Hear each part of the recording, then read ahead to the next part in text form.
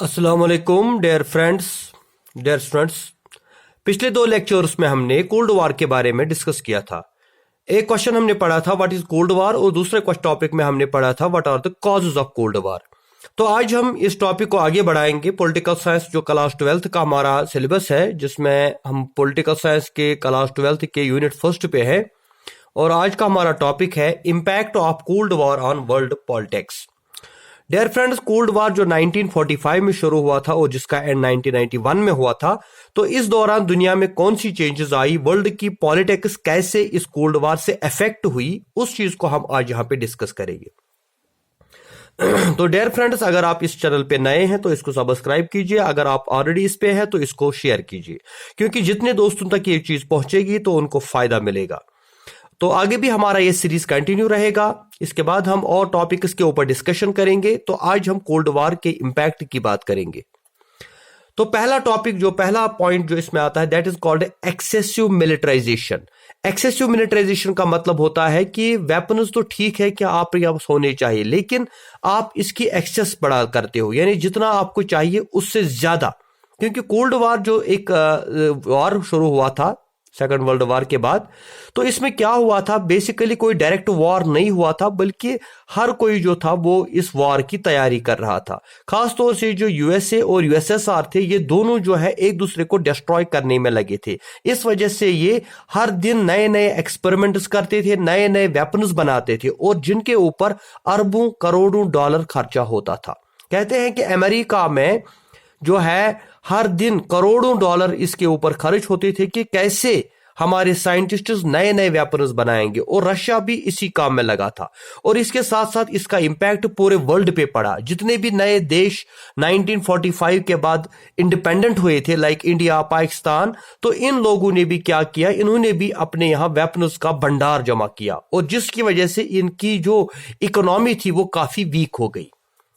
दूसरी चीज जो थी, that was death culture. Death culture का मतलब होता है कि मौत का माहौल, हर तरफ मौत ही मौत नजर आती थी, हर तरफ जंग ही जंग नजर आती थी, हर तरफ नफरत ही नफरत नजर आती थी। हर जगह जहां भी जाते थे सिर्फ जंग की बात होती थी। रशिया भी अपने सपोर्टर्स को तैयार कर रहा था जंग के लिए, और जो अमेरिका था वो भी अपने सपोर्टर्स को तैयार कर रहा था जंग के तैयारी। और इस तरह से जो नफरत थी इसको फैलाया जा रहा था। मैंने जैसे ऑलरेडी बताया कि स्कूलों में, कॉलेजों में, यूनिवर्सिटियों में जो सिलेबस तक बच्चों का था, उसमें भी सोशलिज्म और कैपिटलिज्म के बारे में जो है नफरत फैलाई जाती थी। और इस तरह पूरी दुनिया के अंदर नेगेटिविज्म, क्रिटिसिज्म, या जिस चीज को हम कहेंगे डिस्ट्रक्टिव माइंड मेंटेलिटी, इस चीज ने जन्म लिया। तीसरी चीज जो अहम थी, that is called arms race between hostile blocs, कि ये जो दो ब्लॉक्स थे, यूएसएसआर का ब्लॉक और यूएसए का ब्लॉक, इन दो ब्लॉक्स के दरमियान जो थी आर्म्स रेस शुरू हो गई, यानी जिसको हम हथियारों की दौड़, कंपटीशन लगा था। और कंपटीशन किसी अच्छी चीज का नहीं था, कंपटीशन था बॉम्ब बनाने का, कंपटीशन था टैंक बनाने का, कंपटीशन था मिसाइल बनाने का। एक दिन अमेरिका एक्सपेरिमेंट करता था कि हमने ऐसा मिसाइल बनाया है जो 4000 किलोमीटर दूर जाकर दुश्मन को मारता है। तो दूसरे ही दिन रशिया वाले जो थे वो ऐलान करते थे कि हमने एक ऐसा वेपन बनाया जो 5000 किलोमीटर दूर जाता है। और इस तरह से ये आर्म्स रेस शुरू हो रही थी इन ब्लॉक्स के दरमियान। नंबर 4 जो है, that is both effects on economic development of the world. इस चीज ने क्या किया, इकोनॉमिक डेवलपमेंट को जो है इफेक्ट किया। हमारे जो थर्ड वर्ल्ड कंट्रीज थी, उनका 50% बजट जो था वो खर्च हो रहा था किसके ऊपर, वेपन्स के ऊपर, मिलिट्री के ऊपर, डिफेंस के ऊपर। जैसे मैं आपको इस वक्त प्रेजेंट एग्जांपल दूं, जो इंडिया और पाकिस्तान है, both countries are facing the problem of unemployment, problem of poverty, लेकिन still they are spending daily crore of rupees on weapons. दोनों कंट्री जो है न्यूक्लियर वेपन्स है, और हर दिन ये जो है अपना पैसा पानी की तरह बहाते हैं डिफेंस के ऊपर, और जिसकी वजह से हम इकोनॉमिकली दिन ब दिन पीछे हो रहे हैं, और it is because of cold war impact.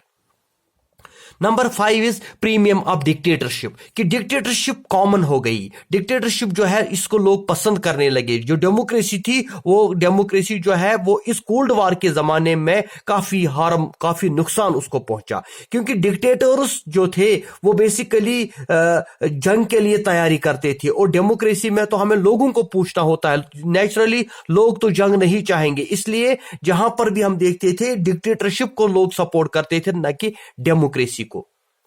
Number 6 is small is beautiful, यानी जो स्मॉल कंट्रीज थी, जिनकी पॉपुलेशन, जिनका एरिया बहुत कम होता था, इनकी कोई इंपॉर्टेंस नहीं थी, लेकिन कोल्ड वार के जमाने में इनको काफी ज्यादा इंपॉर्टेंस मिलने लगी, क्योंकि जो सुपर पावर्स थे वो इनको अपना बेस कैंप, अपना जो है लॉन्चिंग पैड के तौर पे उनको इस्तेमाल करने लगे। और खासतौर से नंबर की जब हम बात करते हैं तो नंबर के मामले में भी स्मॉल कंट्रीज को काफी इंपॉर्टेंस मिली। अदरवाइज स्मॉल कंट्रीज का कोई इंपॉर्टेंट रोल नहीं था, लेकिन सुपर पावर्स ने इनको भी अपने फायदे के लिए इस्तेमाल करना शुरू कर दिया। Number 7 is regional security is the hostage. ये जो रीजनल इश्यूज थे, लाइक कश्मीर का इशू था, फलस्तीन का इशू था, या वियतनाम की हम बात करेंगे, या क्यूबा की हम बात करें, तो इन जगहों पे क्या हुआ, जो रीजनल इश्यूज थे ये कब के रिजॉल्व हुए होते, लेकिन कोल्ड वार की वजह से ये वहीं पे रहे, क्योंकि कोल्ड वार में जो दो सुपर पावर थे ये नहीं चाहते थे कि दुनिया में अमन कायम हो, और इस वजह से जो दुनिया के मसाइल थे, जो दुनिया के इश्यूज थे, लाइक कश्मीर का इशू या फलस्तीन, ये वहीं रहा, और इसके ऊपर इन्होंने कोई तवज्जो नहीं दी, क्योंकि दोनों कंट्रियां एक दूसरे को नीचे दिखाने में लगे थे, और कभी ये एक को सपोर्ट करते थे, कभी ये दूसरे को सपोर्ट करते थे। जैसे कश्मीर के मामले में अमेरिका जो था वो पाकिस्तान को सपोर्ट करता रहा, और रशिया जो था वो इंडिया को सपोर्ट करता रहा, और ऐसा ही अफगानिस्तान में रशिया जो है वो अफगानिस्तान के अगेंस्ट था, और अमेरिका जो था वो अफगानिस्तान को सपोर्ट करता था, लेकिन ये सारा अपना फायदे के लिए हो रहा था। Number 8 is emergence of NAM, non alignment movement. Cold war के बाद हमने देखा, कोल्ड वार के दौरान ही हमने देखा कि जो थर्ड वर्ल्ड कंट्रीज थी, इंडिया, पाकिस्तान, बांग्लादेश, श्रीलंका, भूटान, मालदीव्स, इन्होंने क्या किया, इन्होंने एक मूवमेंट बनाई, इन्होंने एक ऑर्गेनाइजेशन बनाई जिसको हम क्या बोलते हैं, नॉन अलाइनमेंट मूवमेंट। यानी हम कोल्ड वार को अपोज करते हैं, हम कोल्ड वार को क्रिटिसाइज करते हैं, और आज ये एक बहुत बड़ी इंटरनेशनल ऑर्गेनाइजेशन है। तो नैम की एमरजेंस भी कोल्ड वार का ही रिजल्ट है। And number 9 is emergence of military blocks, कि मिलिट्री ब्लॉक्स बने, यानी अमेरिका ने अपना एक ब्लॉक बनाया जिसको हम नेटो कहते हैं, नॉर्थ अटलांटिक ट्रीटी ऑर्गेनाइजेशन, और रशिया ने भी एक ऐसा ब्लॉक बनाया इसके अगेंस्ट जिसको हम बोलते हैं वार्सा पैक्ट। तो ये दोनों ब्लॉक जो थे इनको हम मिलिट्री ब्लॉक्स कहते हैं। तो ये मिलिट्री ब्लॉक जो ये बड़े खतरनाक थे, क्योंकि इनकी वजह से कभी भी दुनिया में वार हो सकती थी, या थर्ड वर्ल्ड वार हो सकता था। क्योंकि फॉर एग्जांपल अगर कोई नेटो को ज्वाइन करता था तो उसके बाद क्या होता था कि नेटो उनसे बोलता था कि भाई जो नेटो के मेंबर्स है, अगर किसी भी मेंबर के ऊपर कोई अटैक करता है तो उस वक्त सारे नेटो मेंबर्स की रेस्पॉन्सिबिलिटी है कि वो उसकी हेल्प करे। जैसे मैं आपको एग्जांपल दूं, जब अमेरिका के ऊपर 9/11 का अटैक हुआ तो अमेरिका ने अपने नेटो मेंबर्स को कहा कि भाई तैयार हो जाओ, ये अटैक हमारे ऊपर नहीं, ये नेटो के ऊपर हुआ है, इसलिए जितने भी हमारे नेटो मेंबर्स हैं उनको हमारी हेल्प करनी चाहिए, और एक साथ इन्होंने ऐसा ही किया। या इससे पहले जब सद्दाम हुसैन के साथ बुश की लड़ाई थी अमेरिका के प्रेसिडेंट की, तो उस टाइम भी उसने यही किया, नेटो को हेल्प ली। तो इस तरह ये नेटो और वार्सा पैक्ट जो मिलिट्री ऑर्गेनाइजेशंस थी ये भी दुनिया के लिए एक बहुत बड़ा खतरा था। इसीलिए हम देखते हैं कि कोल्ड वार जो है, कोल्ड वार की वजह से वर्ल्ड पॉलिटिक्स में काफी चेंजेस आई, काफी बदलाव आया, चाहे वो आर्म्स रेस की बात हो, चाहे वो नैम की बात हो, चाहे वो इकोनॉमिकल डेवलपमेंट जो है उसमें स्टैग्नेशन की बात हो, चाहे हम डेथ कल्चर की बात करें, डिस्ट्रक्शन की बात करें, ये सारी चीजें कोल्ड वार का ही रिजल्ट था। तो किस तरह से कोल्ड वार की वजह से वर्ल्ड पॉलिटिक्स चेंज हुई, हमने देखा दुनिया के अंदर दो सुपर पावर थे और लास्ट में फिर एक ही सुपर पावर बचा, दैट वाज यूएसए। तो इस कोल्ड वार ने यूएसएसआर को पूरी तरह से डिस्ट्रॉय कर दिया, पूरी तरह से तबाह कर दिया, और हमने देखा कि 91 में किस तरह से ये दुनिया का सुपर पावर यूएसएसआर जो था पूरी तरह से डिस्ट्रॉय हो गया, पूरी तरह से जो है ये डिसइंटीग्रेट हो गया, and it was because of the result of cold war. तो ये आज के लिए इतना हमारा काफी है। इंशाल्लाह नेक्स्ट लेक्चर में हम कोल्ड वार को और भी इलाबोरेट करेंगे, नए लेक्चर्स के नए वीडियो आपके सामने लाएंगे। तब तक हमारी तरफ से आपको खैरबाद, खुदा हाफिज।